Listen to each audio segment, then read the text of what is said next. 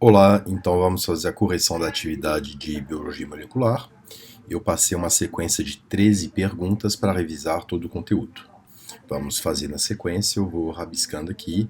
Lembrando, todos vocês devem pegar os conteúdos para poder formular respostas completas. O objetivo é mais para gabaritar, para ver se vocês estão indo no rumo certo.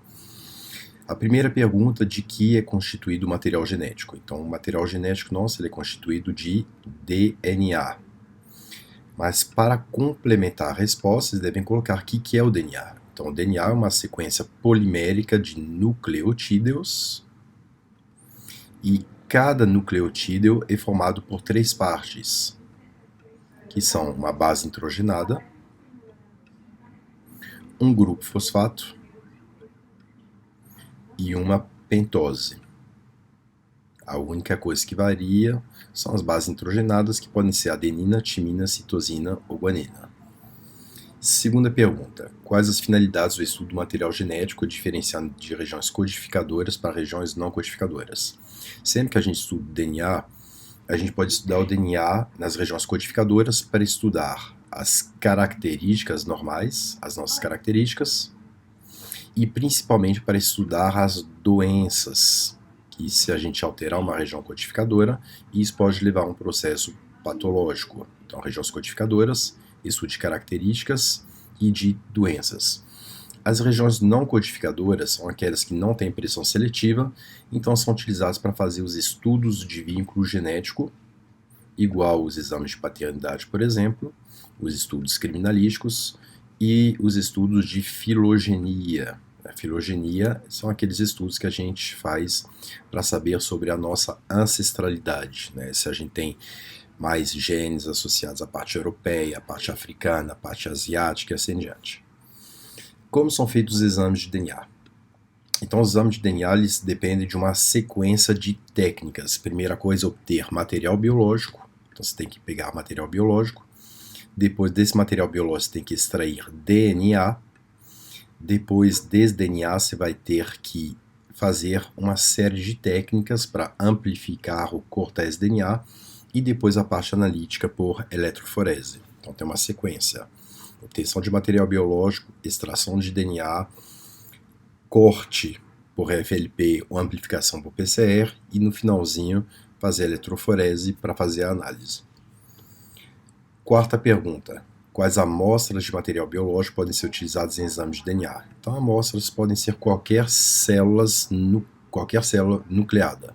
Podem ser células da pele, células da mucosa bucal, esperma, sangue, polpa dentária, medula óssea, então qualquer material biológico nucleado.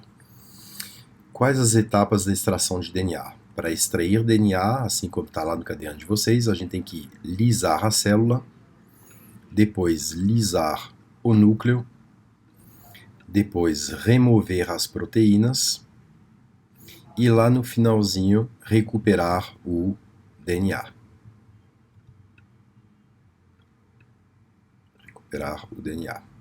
Ok? O que é RFLP e como é feito? RFLP é uma técnica que significa polimorfismo do comprimento de fragmentos de restrição. Essa técnica ela visa um corte enzimático, visa cortar o DNA em sequências palindrômicas. Um palíndromo é uma sequência que é lida igual de frente para trás, de trás para frente, igual uma sequência C, G, G, C. CGGC, lido de trás para frente, também será CGGC. Quando a gente faz a técnica de FLP, a gente utiliza enzimas bacterianas, chamadas de enzimas de restrição, que vão cortar o DNA nessas sequências palindrômicas.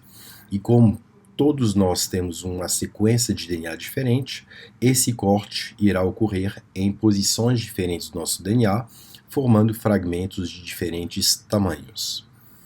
Por outro lado, nós temos a técnica de PCR, e aí vem a vantagem da PCR em relação à RFLP.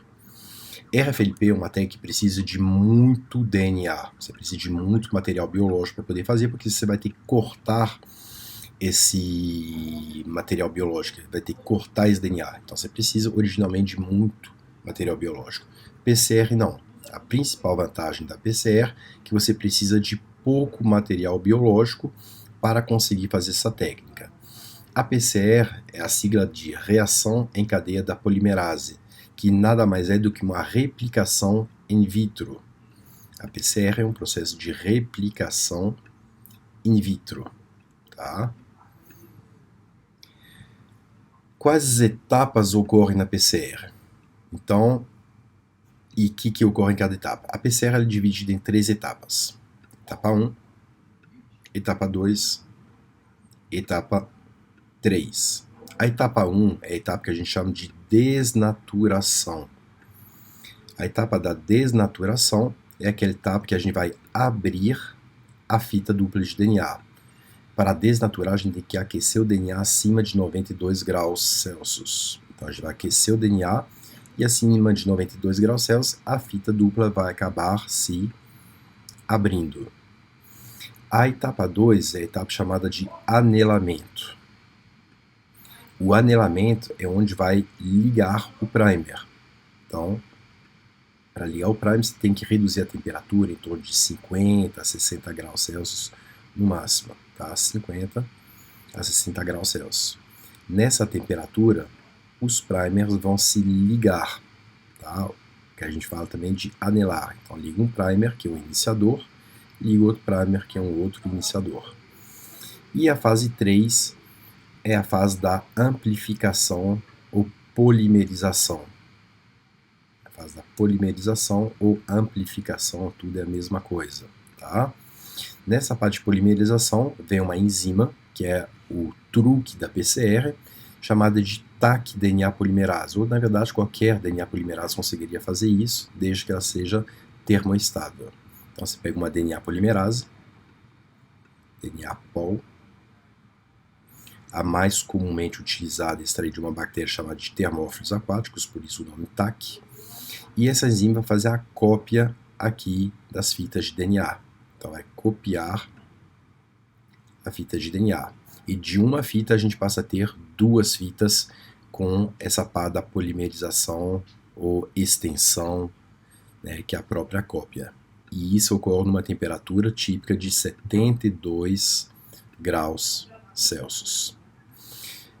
Por PCR, toda vez que eu faço um ciclo desse, de desnaturação, anelamento e polimerização, eu consigo dobrar a quantidade de material genético. É por isso que a gente precisa repetir os ciclos da PCR, que é a pergunta 9. Por que a gente repete os ciclos 20 vezes, 30 vezes, 40 vezes, ou às vezes até mais? Cada vez que eu repito, eu dobro a quantidade de material genético. Então, quando eu tenho uma só fita de DNA e eu faço um ciclo de PCR, eu passo a ter 2. Se eu fizer mais um, 4, mais um, 8, mais um, 16, mais um, 32 e assim em diante. Quando eu faço 20, 30 ou 40 ciclos de uma quantidade mínima de DNA, uma única célula, por exemplo, um DNA, eu consigo criar milhões e milhões de cópias desse DNA para poder ser estudado. Tá? Então a gente repete os ciclos para poder aumentar exponencialmente a quantidade de material genético. Uma vez que a gente fez o PCR ou RFLP, vem uma outra técnica que a gente tem que fazer, que é a eletroforese. Então, uma vez amplificado o DNA, ele deve ser analisado. Como eles são separados e analisados? Qual técnica possibilita essa técnica chamada de eletroforese? A eletroforese, por definição, aí está tudo lá no caderno de vocês, viu, pessoal? Essa eletroforese é uma técnica que vai possibilitar a separação dos fragmentos de DNA em um campo elétrico. Então, a eletroforese, por definição, separação de fragmentos de DNA em um campo elétrico. DNA ele tem carga negativa. Então, a gente coloca um campo elétrico num gel, tá? É uma gelatina, uma agarose, uma poliacrilamida. A gente coloca um campo positivo e negativo, e como o DNA tem carga negativa, ele vai sair do polo negativo e ir para o polo positivo. E o que é interessante nessa técnica de separação é que os fragmentos menores migram mais rapidamente do que os fragmentos maiores. Então, à medida que os fragmentos vão se separando no gel, os pequenos vão chegar no finalzinho mais rapidamente, os médios demoram mais um pouquinho, e os grandes vão ficar geralmente mais presos na parte superior do gel. Então, eletroforese se vocês precisarem definir, é uma técnica de separação de fragmentos de DNA de acordo com o tamanho desses fragmentos, sendo que os menores vão migrar mais rapidamente, quando submetida a um campo elétrico, sendo que os fragmentos de DNA de carga negativa vão migrar para o polo positivo. E em que situações a gente utiliza esse DNA, tá? Então, na prática forense, principalmente, a gente utiliza as técnicas de DNA, principalmente para identificar a autoria de estupro, para verificar situações de crime das naturezas mais variadas que tem. Em exumação é muito comum também fazer técnica de PCR com eletroforese, né, técnica de estudo de DNA. Em corpos carbonizados, em acidentes em massa, em reconhecimento de espécies ameaçadas. Então, nós temos várias situações que a gente pode usar o DNA para isso.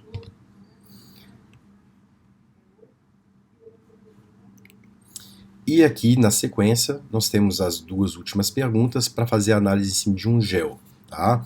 Isso aqui é um gel de eletroforese. Lembrando, na eletroforese, em cima eu coloco uma carga negativa, embaixo eu coloco uma carga positiva. Eu ligo a corrente elétrica e os DNAs, os fragmentos, vão migrar para o polo positivo. Esses fragmentos aqui são menores, aqui são fragmentos médios e aqui são fragmentos grandes. E aqui nós temos 5 amostras colocadas aqui. Uma amostra P1, P2, filho, mãe e uma amostra encontrada numa cena de crime. E aí tem duas perguntas para serem respondidas. Primeira, de acordo com o gel de eletroforese abaixo, quem é o pai da criança? Então nós temos o filho aqui, a mãe, e aqui dois supostos pais. Ou é pai 1 ou é o pai 2. Toda vez que a gente faz análise de um gel, a gente tem que verificar, começando sempre pelo filho. Olhando o que tem no filho, para ver se também tem na mãe. Por exemplo, esse alelo, esse fragmento de DNA que está no filho, tem na mãe. Só que esse fragmento que tem no filho, não tem na mãe. Se não tem na mãe, só pode ter vindo do pai. E aqui o pai 2 a gente verifica que ele tem esse alelo e o pai 1 não tem. Então uma exclusão de paternidade para o pai 1 e uma inclusão de paternidade para o pai 2. E a gente tem que fazer isso com todos os fragmentos encontrados no filho. Esse fragmento do filho não tem na mãe, tem no pai 2. Esse que tem na mãe é da mãe. Tem na mãe é da mãe. Se não tem na mãe, só pode ter vindo do pai. Presente no pai 2.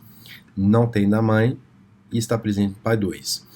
Todos os alelos, que a gente chama de alelos paternos obrigatórios, aqueles que não vieram da mãe, estavam presentes no pai 2, então uma inclusão de paternidade para o pai 2. Por outro lado, na pergunta 13, ele fala o seguinte: uma pessoa da família abaixo deixou o seu DNA de sede de mucosa bucal em um copo no local de um crime. Quem que foi?